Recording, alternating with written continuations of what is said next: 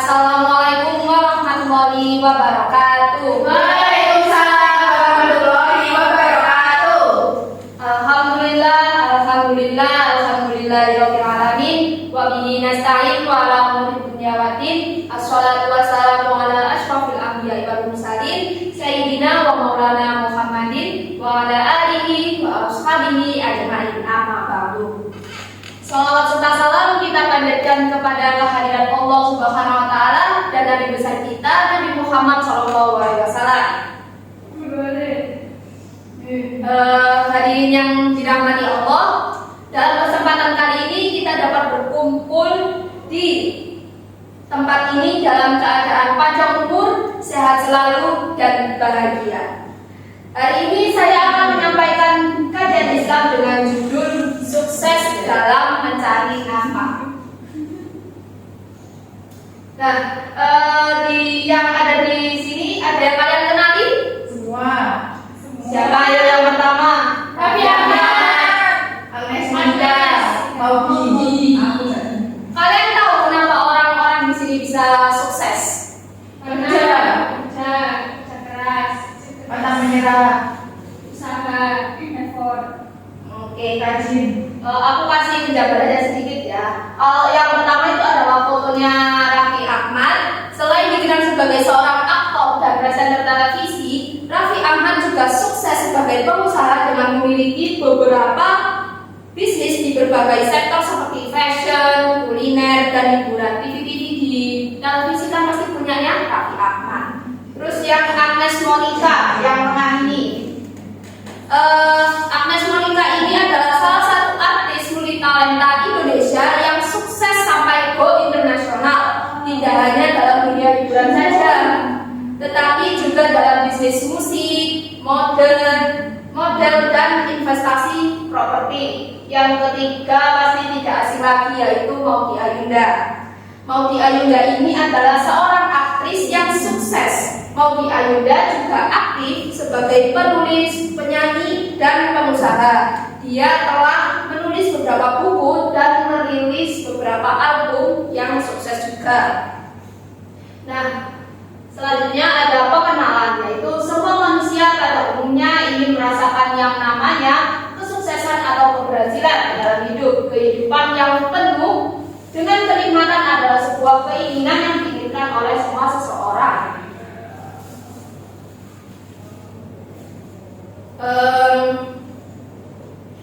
Untuk mencapai semua kesuksesan dan keberhasilan dalam mencari nafkah ini tidak ada tegar diam, tetapi harus berusaha dengan semaksimal mungkin, karena menggapai kesuksesan bukanlah suatu hal yang sangat mudah. Kehidupan manusia suka atau tidak mengandung penderitaan, kesedihan dan kegagalan, kegembiraan, prestasi dan keberhasilan. Memang banyak kepedihan yang dapat dicegah melalui usaha-usaha yang sungguh serta ketabahan. Tetapi tidak sedikit juga yang tidak dapat dicegah seperti kematian. Allah Subhanahu wa taala telah menentukan takdir manusia, tetapi manusia tidak harus memahami takdir dalam pengertian segala sesuatu telah ditetapkan rincian kejadiannya oleh Allah Subhanahu wa taala sehingga manusia tidak dapat mengelak. Hadirin yang dirahmati Allah, selanjutnya adalah Rasulullah. Para nabi dan para sahabat adalah para profesional yang memiliki keahlian dan bekerja keras. Mereka selalu menganjurkan dan meneladani orang lain untuk mengerjakan hal yang sama. Profesi Nabi Idris adalah tukang jahit dan Nabi Daud adalah tukang besi pembuat senjata. Jika kita ingin mencontoh mereka, maka yakinkan diri kita juga telah mempunyai profesi dan semangat bekerja keras. Nah, tidak Rasulullah SAW dan sahabat-sahabatnya profesi yang dikembangkan di lingkungan kita seperti profesi dosen, profesi verifikator keuangan, profesi ahli hukum, laporan, administrator, supir dan sebagainya merupakan profesi yang harus kita kerjakan untuk kemaslahatan masyarakat. Satu langkah setelah meyakini memiliki profesi, maka wajib hukumnya kita untuk bekerja keras. Insya Allah kita akan dilimpahkan rezeki yang halal sekaligus pahala atas ibadah pekerjaan pekerjaan yang kita lakukan. Selanjutnya ada ayat yang berbunyi Bismillahirrahmanirrahim. Rabbana atina fid dunya hasanah wa fil akhirati hasanah wa qina adzabannar. Yang artinya, wahai Rabb kami, karuniakanlah kepada kami kebaikan di dunia dan di akhirat, dan jagalah kami dari siksa api neraka. Masalah rezeki merupakan salah satu perkara yang banyak menyita perhatian manusia, sehingga ada sebagian yang menjadi budak dunia.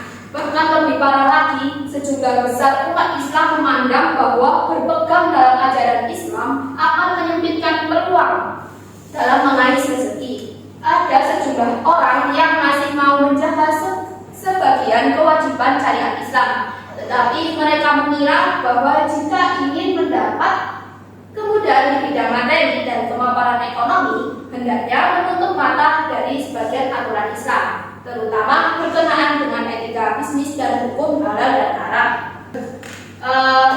Selanjutnya kan di sini ada second goal, yaitu Islam tidak membiarkan seorang muslim kebingungan dalam berusaha mencari nafkah. Islam telah memberikan etika solusi tuntas dan mengajarkan etika cara sukses mengais rezeki, membukakan pintu kemakmuran dan keberkahan.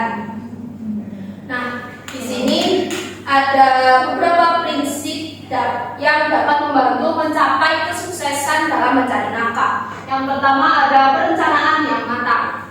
Nah, di perencanaan yang matang ini mulailah dengan membuat rencana yang jelas dan terperinci tentang bagaimana kita akan mencari nafkah. Tentukan tujuan finansial, evaluasi keterampilan dan keahlian yang dimiliki, serta identifikasi peluang dan tantangan di pasar kerja. Yang kedua ada peningkatan keterampilan. Teruslah meningkatkan keterampilan dan pengetahuan kita sesuai dengan kebutuhan pasar kerja, bisa melalui pendidikan formal, pelatihan atau pembelajaran mandiri. Keterampilan yang relevan dan diperbarui akan meningkatkan daya saing di pasar kerja. Yang ketiga ada jaringan dan hubungan. Bangunlah jaringan profesional yang kuat dengan orang-orang dalam industri atau bidang kerja kita. Jaringan dapat memberikan akses ke peluang kerja, informasi tentang pasar kerja, dan dukungan dalam mencari pekerjaan atau peluang usaha. Yang keempat ada konsistensi dan ketekunan. Tetaplah konsisten dan tekun dalam upaya mencari nafkah. Mungkin melibatkan mengirimkan banyak aplikasi pekerjaan, menjalani beberapa wawancara atau mengembangkan bisnis kita secara bertahap. Kesuksesan sering datang kepada mereka yang gigih dan tidak mudah menyerah di hadapan rintangan. Yang kelima ada adaptasi dan fleksibilitas. Bersikaplah fleksibel dan siap untuk beradaptasi dengan perubahan dalam lingkungan kerja atau pasar. Peka terhadap tren dan peluang baru dan siap untuk menyesuaikan strategi kita sesuai dengan keadaan yang berkembang. Yang keenam ada keseimbangan dan kehidupan.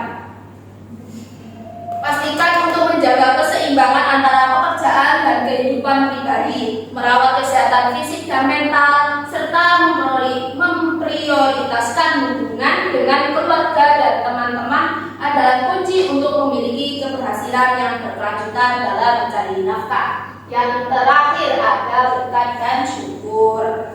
Akhirnya, jangan lupa untuk tetap bersyukur atas segala berkat yang kita terima dalam perjalanan untuk mencari nafkah, mengakui rahmat Allah dan menghargai setiap pencapaian, baik besar maupun kecil, akan membawa kedamaian dan kepuasan dalam hidup kita.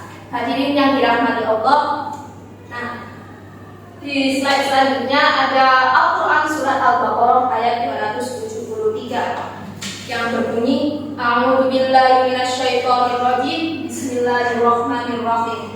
Lil fuqara'il ladzina usiru fi sabilillahi la yastati'una darban fil ardi yahsabuhumul jahilu aghniya'a minat ta'affuf ta'rifuhum bisimahum la yas'aluna an-nasa ilhafa wa ma tunfiqu min khairin fa innallaha bihi 'alim. berinfaklah kepada orang-orang fakir yang terikat oleh jihad di jalan Allah. Mereka tidak dapat berusaha di bumi. Orang yang tidak tahu menyangka mereka orang kaya karena memelihara diri dari minta-minta. Kamu kenal mereka dengan melihat sifat-sifatnya. Mereka tidak meminta kepada orang secara mendesak. Dan apa saja harta yang baik kamu nafkahkan di jalan Allah, maka sesungguhnya Allah Maha Mengetahui. Nah, kita sudah mencapai kesimpulan, teman-teman. Kesimpulannya adalah pergunakanlah harta kekayaanmu dan kenikmatanmu yang melimpah yang telah diberikan kepadamu sebagai pemberian dan karunia Allah untuk menunaikan ketaatan dan kebaikan yang bisa mendekatkan dirimu kepadanya.